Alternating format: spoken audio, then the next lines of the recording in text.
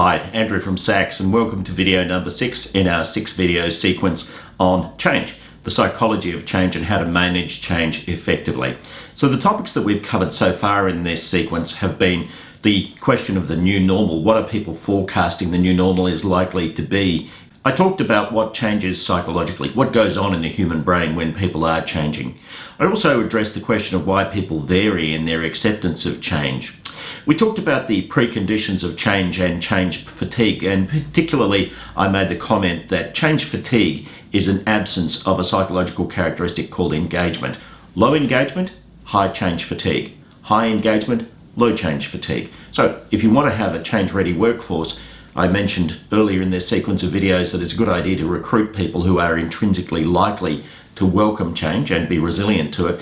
But as well as that, it's a good idea to create high levels of engagement, and we explained in that video how to do that. Then we talked about the neuroscience of change, where we started to explain why the human brain can resist change, and based on all of this, I'm going to give you some suggestions about how to do change in this particular video. So the first thing I want to talk about is focus. I've been known to say that the secret of life is what you focus on, and that's a truism. In other words, when people have successful lives, it's often because they focus on things that are helpful to them, helpful to their success and helpful to their well-being. And when people have difficult lives, it's often because they're focusing on things which are unhelpful to them. Change management is very much along these lines. And the biggest mistake that people make in change management is to focus on either what's wrong or the process. So let me tell you what I mean by what's wrong. So you want to change because we're doing this badly, that badly, the other thing badly. The moment you address that issue directly, you are insulting the people that you're asking to change. By the way, the word change of its very nature is intrinsically for most people an insult.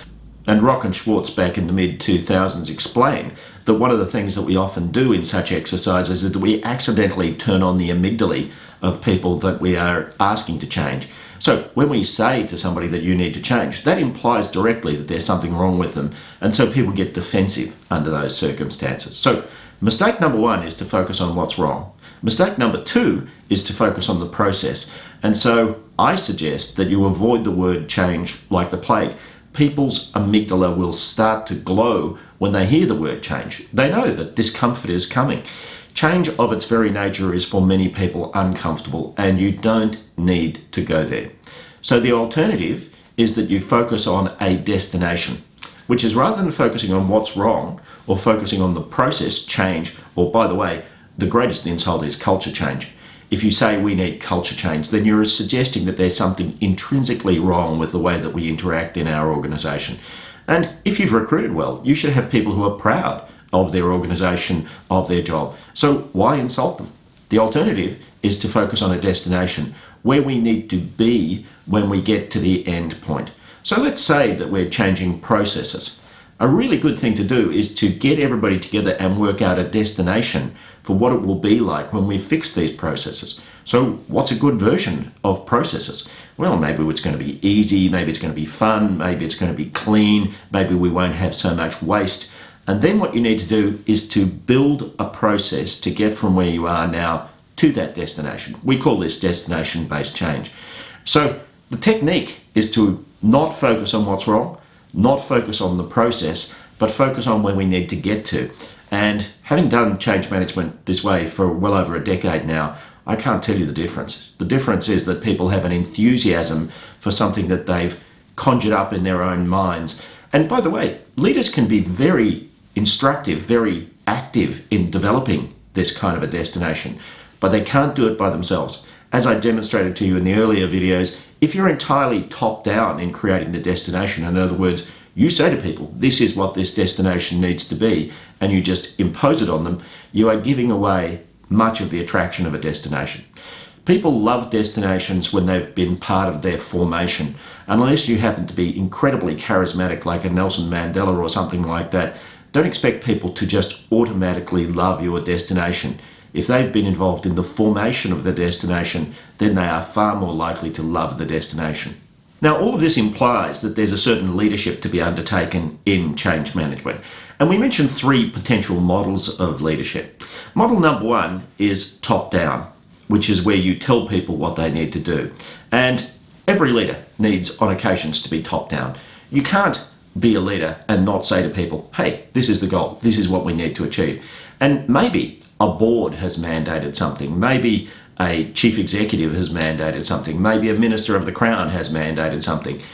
In change management, we recommend strongly that you're simply authentic about that. Try to avoid weasel words. Try not to call a restructure something like a realignment or some kind of euphemism for that. It's best to be as blunt as possible. People will honour you if you're courageous in the way that you communicate what needs to be communicated. Bluntness is better than sneakiness every time.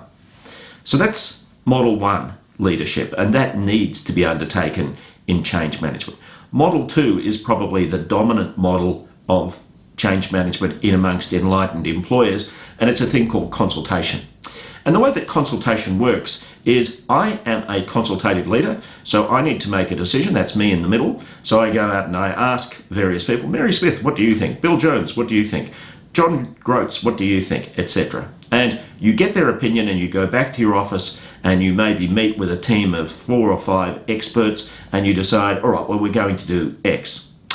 Now, people who've undertaken this kind of change management will probably have had the experience of where people act as though you haven't consulted them at all. They're often very annoyed with what you came up with. And the reason is that individually, when they've cooked up their opinions and given them to you, if you don't do exactly what they've said, then they think you've ignored them. So that's the risk of consultation. Now, consultation needs to be done because it's a good way of getting the lie of the land, but an incredibly powerful technique for change management is facilitation. And facilitation is where you get a group of people. We've got only 5 here. By the way, I've done it with up to 250 at any one time, running facilitations for change management activities. So what you do is that you're the leader, you get everybody together in one place, and the place could be a physical place or it could be a digital place like a Zoom room. And what you do is you facilitate a discussion about, firstly, what are the not negotiables in this exercise? So we have to do something that's been mandated by the board. So that's top down. And I've spoken to people and I understand that may well be a sensitive and even a difficult issue. So I've decided to run a facilitation to cause us to decide together what needs to be done. So in this meeting, I tell people this is the non-negotiable bit. And now what we need to do is we need to decide how to get the best possible outcome in this situation. So the leader then is a facilitator rather than a boss or a consultant. So the leader runs a process. The leader does not bring the decision. The leader causes the staff to make up their own minds and then backs their decision. Now, of course, this takes courage. And of course, it takes a commitment to this process and it takes a belief in people power. But I must say that having done many, many change efforts this way, there's nothing to beat it in terms of ease of implementation, levels of engagement, good quality of ideas, because I learned some time ago that I actually am not the creator of good ideas. People around me create fantastic ideas, and if we can harness those ideas and support them and then get people involved in actually doing the change, because that's the other thing that people make as a really common mistake. They do stuff to people. No, you've got to get people doing the change themselves. And that way you can mobilize an entire army to do things like this. So I have led the process of restructuring many organisations by virtue of mobilising the employees of those organisations to develop a structure. And yes, I create some processes and I toss in some intellectual property about here's some things that you might like to consider in structures, but not one of the structures has been created by me or by the leadership group of the organisation, the executives. They're always created by groups of staff and then they're voted for. And then typically what would happen is that that structure would be promoted or presented to the executive group and they would decide. And virtually every time the executive group has decided to accept the structure that was created through this facilitative process. Why? Because it's good. It's a good structure. The staff have skin in the game to create this new structure and they typically do a great job. Now, this is not just for restructuring organisations, it can be done for a range of different things. And for those of you who have ever undertaken an engagement survey process, team by team, this is a really good way of optimising each team. Cause the group to come together And the leader runs a process, or maybe an external facilitator runs a process which causes the staff to come up with a plan after deciding what would the optimum version of this team be, come up with a plan about how to get there. And then the leader backs the staff to do it, but actually gets the staff to do some of it. This is people power in change management. Now here's another little tip that you might like to consider. I suggest strongly that when you do this, let's say you want a representative group of staff to help you with something. So let's say that the issue at hand is customer service, and we want to optimize our customer service.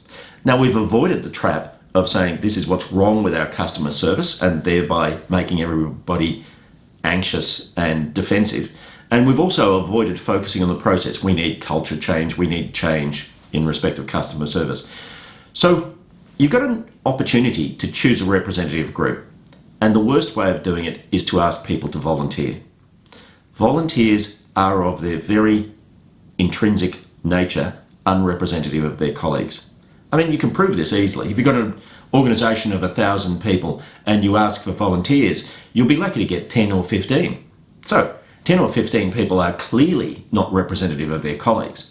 The alternative, and the sensible way to do it, is to get people to nominate people who they want to represent them on such a group. So we've got this customer service group from across the organisation. Nominate somebody who you think would do a great job. And two things happen. One, the people who nominate people make good choices. Now, they will nominate yay-sayers, people who really love the organisation and want to get everything running smoothly, and they'll also nominate, on occasions, naysayers. The biggest mistake that you can make in change management is to screen out the naysayers from your process. You need them, because otherwise they're going to come to the fore when you launch whatever it is that you want to do. And when you've got that, you've got the enemy within. Why not have the enemy inside the tent rather than outside the tent conspiring?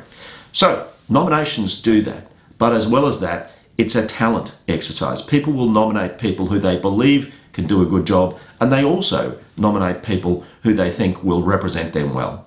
Now, thing number two that happens when you get a nominated group is that they come along and they are hyper engaged. They feel responsible.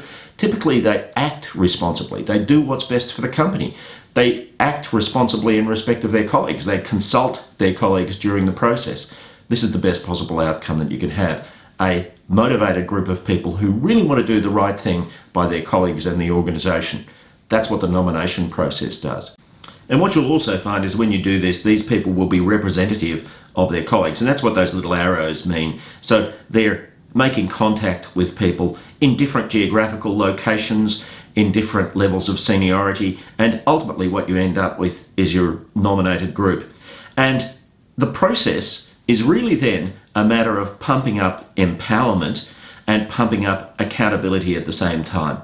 So let me explain. If you really want to optimize an organization, empowerment is one of the most powerful things that you can do, because as I showed you in earlier videos, that's the single thing that you can do to rapidly increase people's levels of engagement. You empower people, they become more engaged. That's a finding from across the world of research into engagement.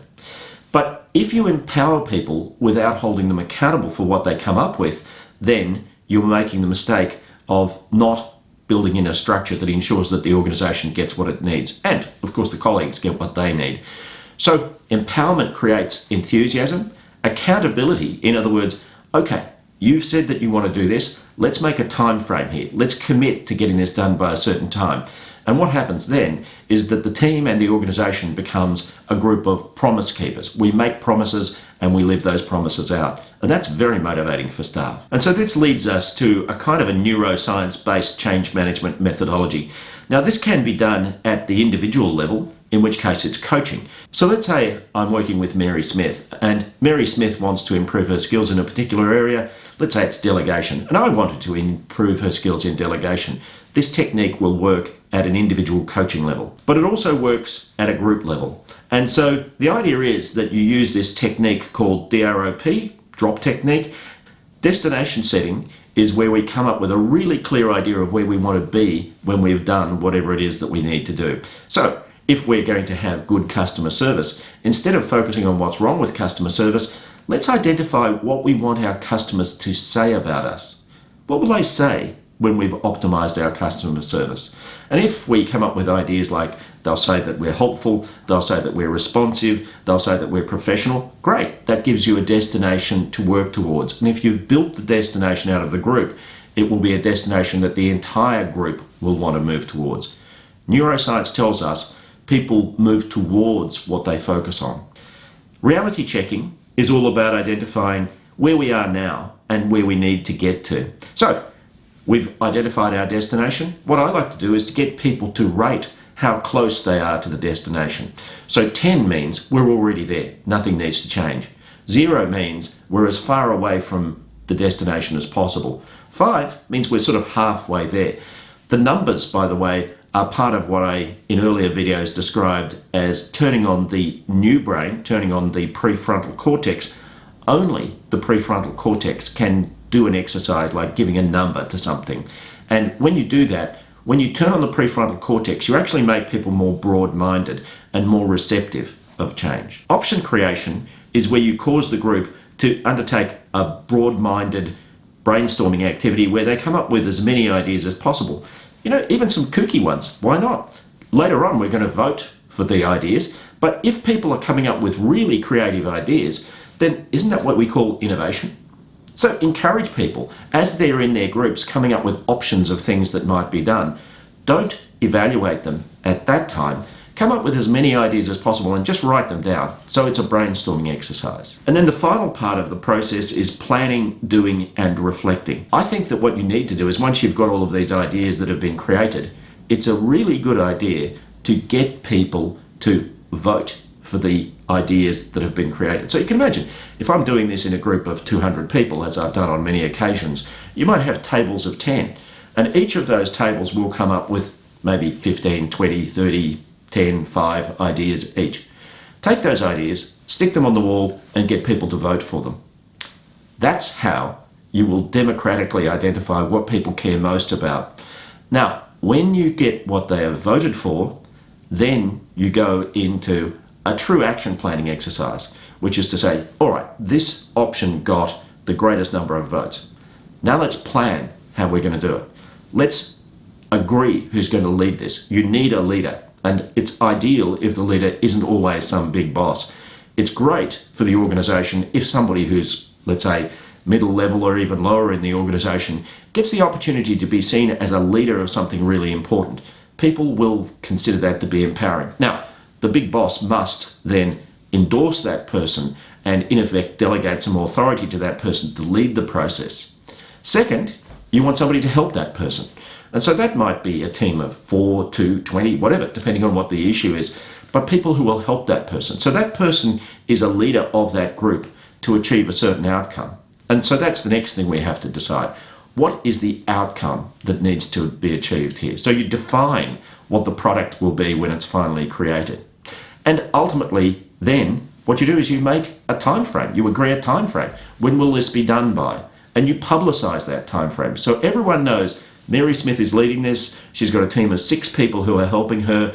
They know exactly what the end point's going to be, and they know when it's going to be delivered. And if you can do change management like that, you are doing it with empowerment, but you're also doing it with accountability. And so people will be enthusiastic about it, and they will see that this is a development in the organization's corporate culture. They will see this as a very positive thing. That's your opportunity to use people power in change management. Now, if you're interested in this, Sachs has some intellectual property to help people to run change in this kind of a way. And this kit can be used at an individual level, or it can be used at a group-based level. But if you're interested, drop us a note and we'll do what we can to help. So in summary, what have I said about change management in this 6-video sequence? Firstly, I've said that people vary in their receptiveness to change. So it's a good idea to recruit change-ready employees. The psychological markers of this are very easy to identify. Look for smart people, resilient, people who are optimistic and positive. Look for people who are hardworking and committed. And these are all easy to identify on the way into an organisation if you use psych testing and good quality behavioural interviewing. Stop fighting your employees' brains. There's no need to cause people to be insulted by talking about culture change or to focus on what's wrong.